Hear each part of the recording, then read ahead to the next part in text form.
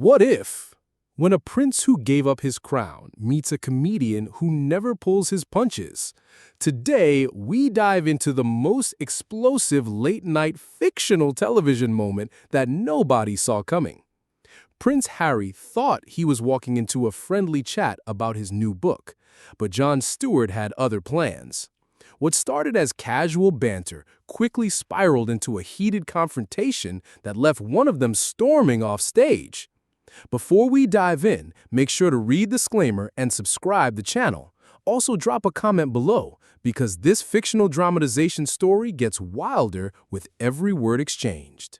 The atmosphere at The Daily Show was charged with its usual blend of sarcasm and anticipation. Behind the scenes, the production crew adjusted lighting, triple-checked cue cards, and ran final sound checks. Prince Harry, dressed sharply in a charcoal suit and open-collared shirt, sat quietly in the guest chair. He looked calm on the surface, but a faint tension around his eyes betrayed nerves. He had been through dozens of interviews since his high-profile break from the British royal family. Most of them were cordial, even sympathetic. But tonight, he would be facing Jon Stewart. And unlike the late-night hosts who offered softballs, Stewart came armed with questions and a reputation for slicing through spin like a hot knife through butter. The studio audience roared as Stewart stepped onto the set. His trademark grin widened as he offered the audience a mock bow. Ladies and gentlemen, please welcome the man who managed to turn Buckingham Palace into a blockbuster drama, Prince Harry. As the cheers continued, Harry stood and shook Stewart's hand. "Thanks for having me, Jon. It's good to be here." "Oh, the pleasure is mine, Your Royal Highness," Stewart quipped, giving an exaggerated nod. "Or should I say, formally, His Royal Highness. I swear the titles change faster than Twitter's trending topics these days." Harry chuckled politely, trying to maintain a light mood. "Just Harry is fine." As both men took their seats, Stewart leaned into the camera. "We've got quite the guest tonight. His book is flying off the shelves, his documentaries are dominating streaming charts, and his interviews, well, let's just say Buckingham Palace might want to reconsider its PR team." The audience laughed, but Stewart's eyes never left Harry's. There was a sharpness there, masked under layers of comedy, and Harry sensed it. The conversation opened lightly enough. Stewart asked about California life, how Harry was adjusting, and the nature of this philanthropic work. Harry, well-rehearsed in these lines, handled them smoothly. He spoke of mental health, veterans, and the importance of creating a safe environment for his children. But then, as expected, Stewart's smile faded slightly. "All right, Harry," he said, clasping his hands. "Let's talk about the book. You wrote about your father, your brother, your stepmother. Very intimate stuff. Stuff most families wouldn't want aired at the dinner table, let alone in a bestseller. What made you decide to go there?" Harry straightened slightly in his seat. "Jon, for a long time, my wife and I were silent. Stories were published about us, false stories, and we had no voice to correct them. This book and other projects were about telling our side, about telling our truth." "Our truth," Stewart repeated, slowly. Interesting phrase, because from an outside perspective, it kind of feels like you tossed a grenade into your family's living room and called it therapy. The audience laughed uneasily. Harry's smile tightened. "With all due respect," Harry said, voice measured, "that's not a fair characterization. For years, the palace used the media to protect certain people at the expense of others. I was one of those others. We were simply correcting the record." "I get that," Stewart said, nodding, "but you got millions for this correction. That's not just healing, that's monetizing trauma." The room fell quiet. Harry leaned forward. "Are you implying I did this for the money?" "I'm not implying anything," Stewart replied. "I'm stating a fact. You got millions. That's fun. It's your story. Just don't pretend it's all altruism." Harry's jaw flexed. "I've been through real pain, Jon. This wasn't some PR stunt." "No doubt you have," Stewart said, his voice cutting through the tension. "But come on, Harry. You're not exactly voiceless. You were born into a palace. You've had microphones in your face since the age of 5. Want to talk about being silenced? Try being a janitor who can't afford therapy, let alone airtime." I'm not trying to compare suffering, Harry said defensively, but just because someone's born into privilege doesn't mean they can't struggle. Trauma doesn't discriminate. True, Stewart said, raising a hand, but context matters. You want privacy, but you release documentaries. You want to protect your family, but you spill their secrets. Help me understand how that math works. Harry's face turned a shade redder. There's a difference between privacy and silence. We're not asking to disappear, we're asking for respect. And frankly, the way the British press operated, silence was no longer an option. Sure, but when you wrote about your brother's hairline and your dad's bedside table, was that really necessary? Or did the book need more pages? Laughter trickled in. Harry exhaled through his nose. Those details were part of a larger picture. A picture of a system that prioritizes image over people. Fair. But let's be real. You walked away from the royal family, but not the fame, not the attention, not the cameras. If you truly wanted out, couldn't you have done it quietly? No interviews, no deals, no memoirs? They wouldn't let us leave quietly, Harry snapped, his patience thinning. Every time we tried, someone leaked a story. We were under siege. And your response was to do the same? Stewart pressed. You accuse them of betrayal and then go on Oprah. You criticize the monarchy but cash in on being part of it. I mean, you still call yourself the Duke of Sussex. Harry shifted uncomfortably. Because that's my legal title. Right, but you can't have it both ways. You want the perks without the duty. The platform without the responsibility. Sounds a little convenient, don't you think? Jon, you're twisting this, Harry said, voice rising. We left because we had to. The institution was harming us. Then leave, Stewart replied. But why torch everything on the way out? Why throw your family under the bus for public consumption, especially when they can't respond? Harry stood up slightly, eyes narrowed. They can respond anytime. They choose not to. Or maybe they have more class, Stewart shot back. The tension now reached a peak. The audience sat frozen, Harry's hands balled into fists. My mother was killed by the media. My wife nearly died because of what they did to her. We weren't safe. We had to speak out. No one doubts your pain, Stewart said, his tone now somber. But weaponizing it, turning it into a brand, that's the part people struggle with.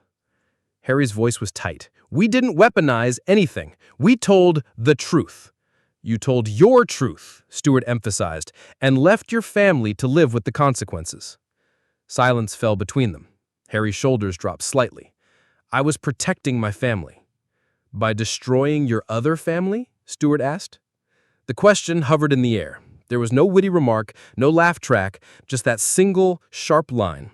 And in that moment, it cut deeper than anything else said that night. I understand. Families are messy. Believe me, I've got my own drama with my relatives. But most of us don't deal with that by publishing best-selling books about our dad's private quirks or exposing our brother's personal pain. We try to sort things out like grown-ups, behind closed doors. Harry dropped back into his seat, exhaling hard as he ran both hands through his hair. You talk like it's black and white. Because it is, Stewart said bluntly. Not painless, but clear. You had two paths. Keep your family matters private or turn them into content. You chose the spotlight. Now you want people to believe it was all about purpose instead of profit. I needed to speak my truth, Harry said quietly, his voice thin with exhaustion. Your truth? Sure, but not theirs. Not your father's private words. Not your brother's intimate moments. Not your stepmother's silent efforts to belong in a place that never fully accepted her. Those were never yours to expose, Harry. Yet you packaged them, published them, and profited off them. The silence in the studio was heavy, broken only by the soft hum of the air conditioning. Harry looked gutted, like a man suddenly confronted by a reflection he'd avoided for too long, and the image staring back wasn't easy to face. I never looked at it from that angle, he said, almost to himself. Because it was easier not to, Stewart responded, his tone softer now, but still unwavering. You had two paths. Keep your family matters private or turn them into content. You chose the spotlight. Now you want people to believe it was all about purpose instead of profit. I needed to speak my truth, Harry said quietly, his voice thin with exhaustion. Your truth? Sure, but not theirs. Not your father's private words, not your brother's intimate moments, not your stepmother's silent efforts to belong in a place that never fully accepted her. Those were never yours to expose, Harry. Yet you packaged them, published them, and profited off them. Harry's jaw tightened, and his eyes flashed with mixed emotions. Luxury and compassion in Stewart's tone, but the force of his words was hard to ignore. You know what, Jon? I came here expecting a conversation, not an ambush. This isn't journalism, it's character assassination. Stewart's eyebrows shot up at Harry's accusation, and a slow smile spread across his face, not a friendly smile, but the kind predators give their prey right before the kill. Character assassination? Stewart echoed, inching forward in his seat. Harry, I haven't accused you of anything that you haven't already confessed to in your own memoir. I'm quoting your actions, your choices, your words. If that feels like an attack, maybe you need to ask yourself whether the issue lies with my questions or with your decisions. Harry's face drained of color, his earlier frustration now edged with disbelief. You don't know me. You don't know what I've survived, what I've endured. You think reading headlines gives you the full picture? You're right, Stewart replied, nodding calmly. I don't know the private Harry, but I do know the version you've broadcast to the world. And that version is a man who packages family conflict into best-selling content, who claims to want privacy while making a living off personal exposure. That's not the media twisting your story, that's your entire PR strategy. Gasps echoed softly from the audience. Phones were raised midair, capturing what was now unfolding as a moment of cultural history. In the control booth, producers frantically gestured to stay live, understanding the magnitude of what was happening. My business model? Harry repeated incredulously. I'm here to inspire change. I use my voice to raise awareness, for causes that matter, for people who've been silenced. Stewart chuckled, shaking his head. Come off it. If you really wanted to inspire change, you'd donate the profits. Let the work speak louder than your wounds. But every project you do somehow circles back to your own story. Every issue becomes filtered through your lens, your scars, your struggle. Even your philanthropy is wrapped in the packaging of personal redemption. Harry shot up again, now pacing with nervous energy, frustration radiating off him. You're twisting everything. Just like the tabloids always did. This is exactly what I ran from. No, Harry, Stewart said sharply, rising to meet him eye to eye. This isn't a smear campaign. This is what grown-up accountability looks like. And it's foreign to you because your world has always been padded, with privilege, with pity, with people too afraid to challenge you. But here's the truth. Everyone's got pain. Most just don't turn theirs into a monetized saga. Monetize. Harry's voice cracked, trembling with fury. You think I asked for any of this? You think I wanted to lose my mother? Watch my family implode? Watch my wife driven out by racism? Of course not, Stewart said, his voice now rising to meet the weight of the moment. But once it happened, you built a brand on it. Your mother's tragedy became your image. Your family's dysfunction became your narrative. Your wife's suffering became your storyline. You didn't just survive trauma, you sold it. You wrapped it in glossy interviews, in streaming deals, and convinced yourself it was activism. The studio was frozen. Every breath held, every eye fixed on the unfolding exchange. This was no longer journalism. This was emotional excavation. I've helped people, Harry insisted desperately.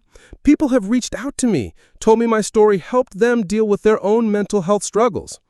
And that's admirable, Stewart said, nodding slowly. Truly it is. But none of that required blowing up your relationships. You didn't need to share how your father couldn't hug you after your mother's funeral. You didn't have to expose your brother's most private moments of vulnerability. You could have started a global mental health movement without lighting a match to your family history. but the version you chose, well, that version sold more books." Harry froze mid-step, his face flushed with fury as he turned to face Stewart, eyes burning with emotion. "You want to talk about nuclear options?" he snapped. "Let's talk about how you made a name for yourself, tearing people down night after night for cheap laughs. At least I'm telling my story. You built your career mocking people who never had the chance to defend themselves." For a split second, Stewart faltered, just enough to register the impact. But then he regrouped, cool and calculated. "You're not wrong," he said, steady as ever. "My job has always been to poke holes in power structures, to take on politicians and public figures who put themselves in the arena. That's the difference between us. I punch up, not down. I don't betray the people closest to me under the guise of healing. I don't pretend my late-night paycheck is some noble mission to save the world." Harry's expression darkened, and his voice wavered with anger. "You think what I'm doing is about money? You think trying to end generational trauma is a marketing ploy? I'm trying to give my kids a chance at a life that's not haunted by what I lived through." Stewart didn't flinch. His tone sharpened. "No, you're selling your pain. You're selling their pain. You've put your children in a position where they'll grow up with the weight of every brutal detail you've broadcast about their grandfather's coldness, their uncle's breakdowns, their step-grandmother's struggles to belong. You've made sure the family you claim to shield is now permanent public spectacle. How does that protect them?" A silence fell like a curtain. Harry opened his mouth, then closed it. The overhead lights buzzed faintly as the entire studio held its breath. Stewart leaned in, voice low but cutting. "You're using your children's future trauma as your current excuse. That's what's so heartbreaking. You actually believe burning every bridge behind you is building some bright new path for them. You've told yourself that betraying trust is an act of love." Harry's hands trembled at his sides. Rage? Shame? Maybe both. "Stop," he whispered, barely audible. But Stewart pressed on. "No, I won't stop, because this isn't just about you. This is about the message you're sending, that being hurt gives you license to hurt others, that being a victim makes you untouchable, that emotional damage is a free pass to leave scorched earth behind you." "I said stop," Harry snapped louder this time, his voice cracking slightly. But Stewart didn't back off. "You've created a roadmap for turning personal wounds into public spectacle and profits, and now anyone with a camera and a grudge thinks they're justified. You've blurred the line between emotional truth and emotional exploitation. And worst of all, you've made betrayal look noble." "Stop!" Harry shouted, his voice exploding in the studio air. The sudden eruption startled several people in the audience. Stewart finally went silent. Across from him, Harry stood shaking, breath shallow and labored. The confident royal who'd walked onto the stage with such confidence was gone, replaced by a man who looked lost, angry, and utterly defeated. The prince who had walked onto the stage with such confidence was gone, replaced by a man who looked lost, angry, and utterly defeated. "You really want to know what I think, Jon? You're a spiteful cynic who tears people down because their pain distracts you from your own failures. Comedy is your shield. You crack jokes so you never have to face the harm you cause. Everything in this interview reflects more on you than on me." Stewart blinked once, unfazed. "Maybe you're right, Harry. I probably am bitter and cynical. At least I own it. Can you say the same?" That did it. Harry yanked off his mic, the sudden squeal of feedback slicing through the studio. He slammed it onto his chair and advanced on Stewart, fists balled tight. "This chat is over," he growled. "I'm not going to sit here while some washed-up comic lectures me about my life." Washed up. Stewart's laugh was hollow. "I'm not the one clawing for relevance by monetizing family drama. I'm not the guy who left a throne to brand himself a professional victim." The barb hit its mark. Harry's composure shattered. "Want to see a professional victim?" he spat, closing the gap between them. "Check the mirror. You've spent your career posing as a wounded outsider, too smart for politics, too pure for the mainstream. I admit my flaws. You've built an empire pretending you're above everyone." They stood barely 3 feet apart, decades of resentment bristling between them. "The difference is," Stewart said, voice low and deadly, "when I criticize, I do it face to face, and I own the fallout. You publish memoirs." Harry chewed on a reply that never came, then shook his head with cold disgust. "This environment is exactly what I escaped. Toxic bravado dressed up as honesty. Turns out it's everywhere. People who think cruelty is courage and spite is truth." He turned and strode off stage, Mike abandoned on the chair, leaving Stewart alone beneath the relentless studio lights. The audience remained frozen, uncertain whether to clap or simply absorb what they'd just seen. Stewart watched Harry vanish into the wings, then faced the camera wearing a look equal parts triumph and something that might have been remorse. "Well," he told the lens, voice echoing in the hush, "that's what happens when privilege meets accountability. Not pretty, but necessary." The feed cut to commercial, but the damage was done. In just 30 minutes, 2 public figures had dismantled each other on live television, exposing truths neither likely wanted aired. That's the story of the night Prince Harry walked off Jon Stewart's show, leaving behind his microphone, his dignity, and any pretense that celebrity interviews are just friendly conversations. What did you think of Stewart's approach? Was he holding Harry accountable, or just being cruel? Drop your thoughts in the comments below and make sure to subscribe for more stories that pull back the curtain on what really happens when the cameras are rolling.